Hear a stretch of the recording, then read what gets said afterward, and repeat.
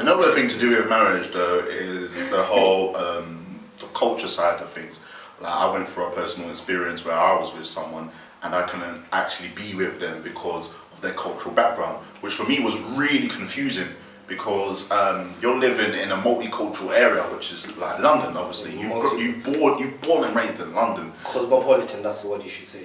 Well, I don't know what you mean by that, bro, but yeah. Ranting. You're born and raised in London, right? Your family's moved over here for whatever reason, and you have multicultural friends, co-workers, neighbours, you know, everyone around you is multicultural, but like, the way I see it, the world is like an ocean, but you choose to stick in a pond, you know what I mean? So I couldn't be with that person because it would break up their family, they would disown her.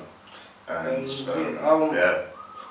yeah, that is very true because again, the key point you said is society and how one's ethnic background dictates that. For example, I knew a friend of mine, just like in Tony's case, he was in love with this Asian lady, and the Asian lady was in love with him, and he loved the girl off here, but the girl had to tell him basically, I can't be with you because of two things.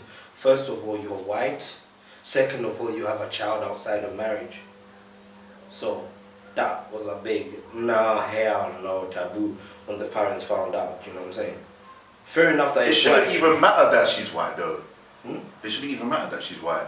No, but you know Asians, how they, you know, the Asian community, how they always wanna be within themselves. They're those that go out of their society's way to get to be with somebody they love, because at the end of the day, I'm a person, I believe, I don't care who I'm with, as long as I'm happy and I'm in love with them, I don't care what society thinks. You know Straight up, I'm the same. How am I agreeing with you on everything, bruv? Stop saying wise things, man. Be dumb. You're the dumb one, not me, man. Yeah? Just because you got graduation, yeah, don't get all happy, yeah. Just because somebody graduated from the University of Rantz. Yes, which rejected me. That is true, mate. As long as it's consent, obviously both over the age of 18, both love each other. And they can cross each other. I'm saying at the end of the day, be with who you want. It's a whole Romeo and Juliet scenario, you know. Oh, Romeo, wherefore thou Romeo? Yeah.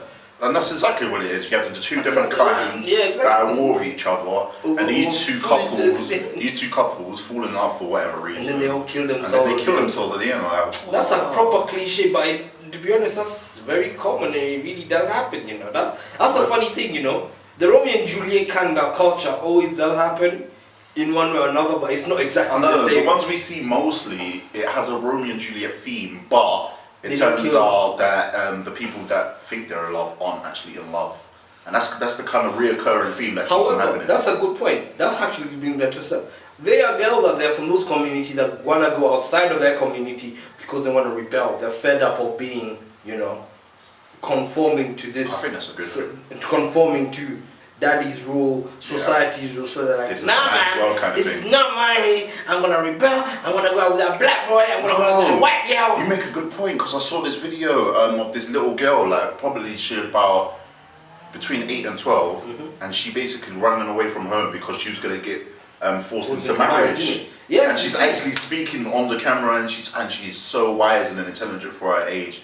If I can find that, I will. It's also like that girl, like also off subject. I want to big up to that little girl called Malala. Heard about the one who got shot in the head by the Taliban, didn't you? I haven't heard that one. She got shot in the head by the Taliban because she went to school.